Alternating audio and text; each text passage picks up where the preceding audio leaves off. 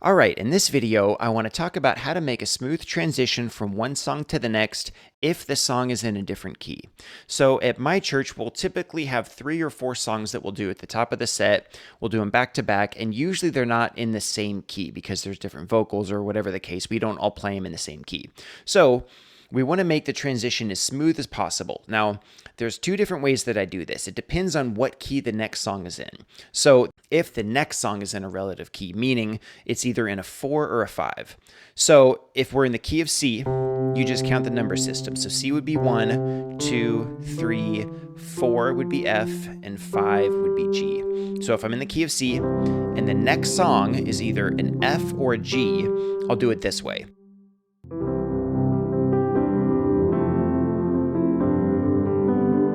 If the song ends, you can kind of hear that we're in the key of C.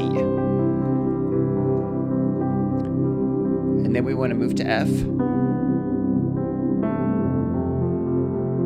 So it doesn't sound like we're in the new key yet. Now we hit that sus4. And then we resolve it. And now it indicates we're in the new key. And it's a very smooth kind of transition because if you're listening, you're not quite sure if you're still hitting the 4 chord of the key of C or if you're in the new key. So that transition from that sus4 with this added 6 is how you indicate you're in the new key. And then wherever the song goes, that's how you get there. So that's if you're going to a 4. If you're going to do a 5 and you're in the key of C,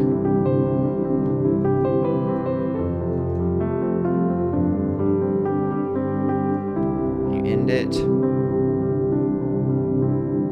and then you want to get to the 5 chord, which is a G. You hit a G sus4, and then you resolve it.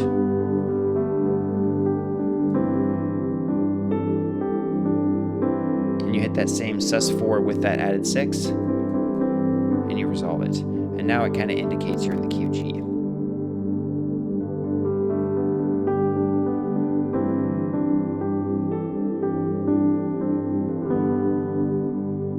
So that's how I do it if you don't want any silence or kind of gap between song to song. You just kind of hold the 1.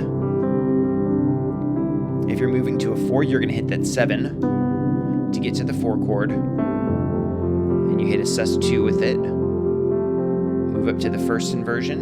And then you hit that sus4.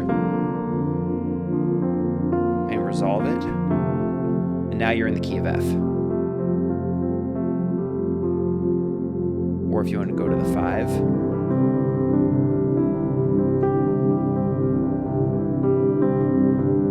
move to the 5 and you hit that sus4, because that C is a shared note between the C and the G. And you resolve it. And you add that 6 in there when you hit the sus4. And now you're in the key of G.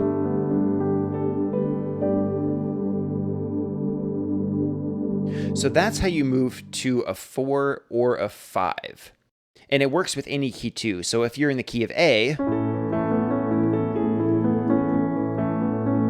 and you want to move to a 4 or a 5, well, 1, 2, 3, 4. Now D is your 4 chord and E is your 5 chord. So if we're in the key of A and we want to move to the 4 chord, which is a D, we end the song, hit the 7 to get to our 4.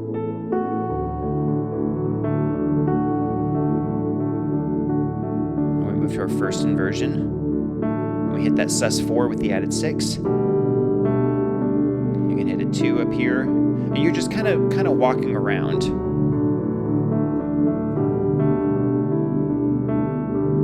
And now we're in the key of D. You know, if you're in the key of F sharp and you want to move to your 4 chord, you use the number system 1, 2, 3, 4. So we're in F sharp and we're going to move to a B. So we end the song, hit our 7, and then we'll move to a B.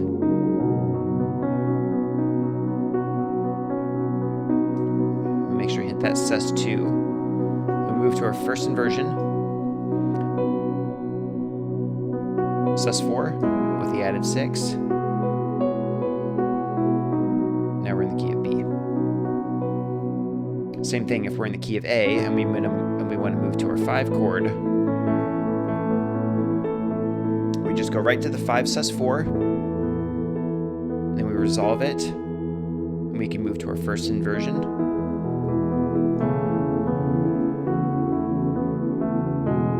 Now we're in the key of E.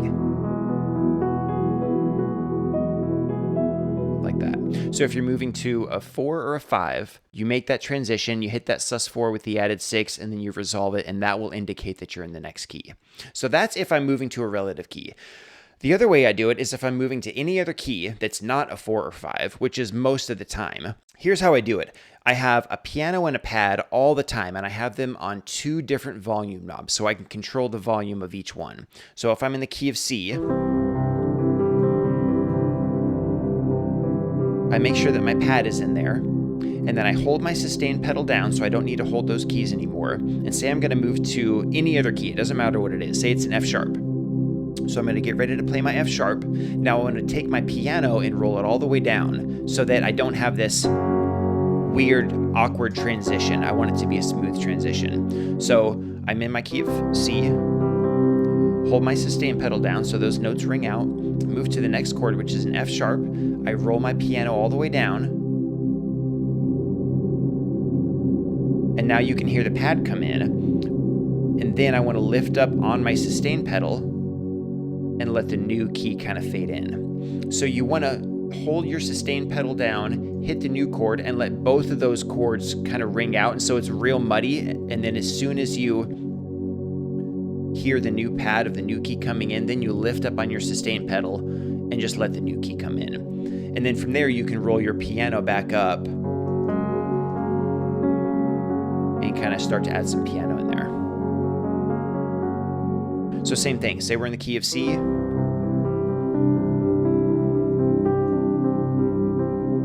Song ends, hold the sustain pedal, and if we want to move to, whatever key, say it's A, roll my piano down so it's just the pad now, hit the new chord,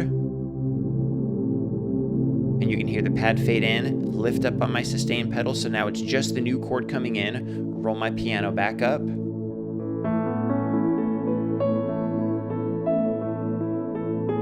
and then you can move wherever the next key is.